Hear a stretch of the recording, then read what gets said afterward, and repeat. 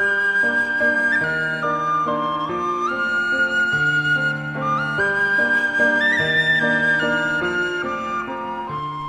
Shirley Griffith. And I'm Steve Ember with Explorations in VOA Special English.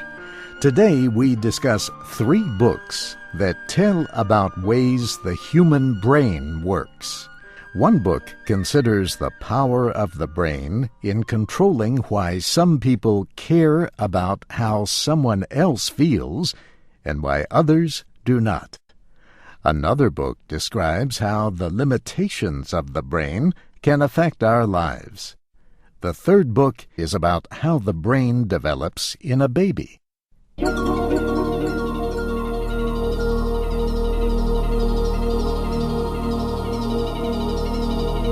Psychology professor and researcher Simon Baron-Cohen wrote a book called The Science of Evil, on empathy and the origins of cruelty. His book asks why it is that human beings are capable of evil behavior towards each other. He says the word evil is less helpful in offering a scientific explanation. Instead, he chooses to use the word empathy. We spoke with Professor Baron-Cohen about his book using Skype. If we're trying to do science, we should move away from the concept of evil as an explanation of cruelty and instead use the framework of empathy, because empathy is something you can measure scientifically.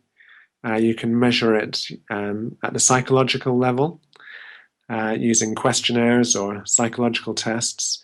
You can also measure it using the new brain scanning technology, MRI, and in that respect you can actually move forward and move deeper.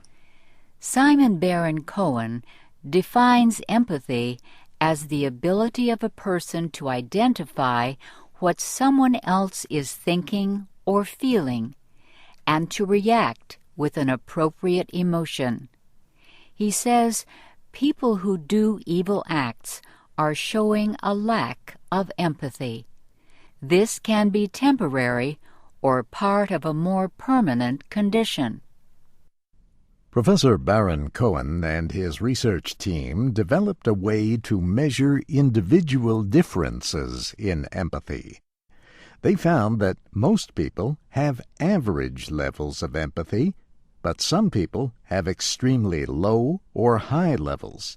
In my book, I call this the empathy bell curve, and part of what I'm exploring in the book is what determines where an individual scores on this empathy bell curve. Why do some people score much lower or much higher than other people? Empathy is linked to physical areas of the brain. Medical imaging technology has identified at least 10 parts of the brain that are active when people empathize. And these areas are less active in people with little or no empathy. Why would someone lack empathy? Professor Baron-Cohen offers evidence suggesting that zero empathy can be the result of environmental, social, and genetic conditions. The question of empathy is a meaningful one in the field of psychology.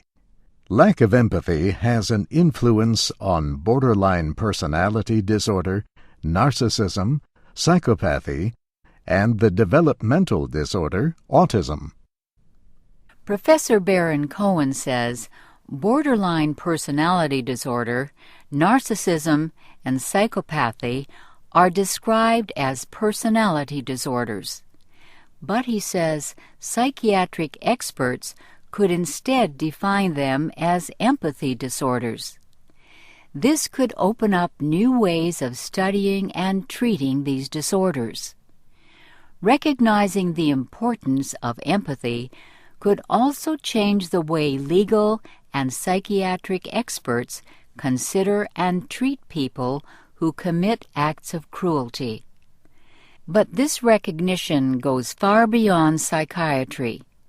The writer says empathy is one of the most valuable resources in our world. One thing that I think may have been neglected in the past is just recognizing that empathy also has the power to resolve conflicts between people. So if we think about conflicts, it could be a conflict between two people, like two neighbors. It could be a conflict between two nations, for example, nations that go to war. That was Professor Baron Cohen speaking to us with Skype. He says it is important to recognize the value of empathy in areas like politics, education, and law, as well as psychiatry.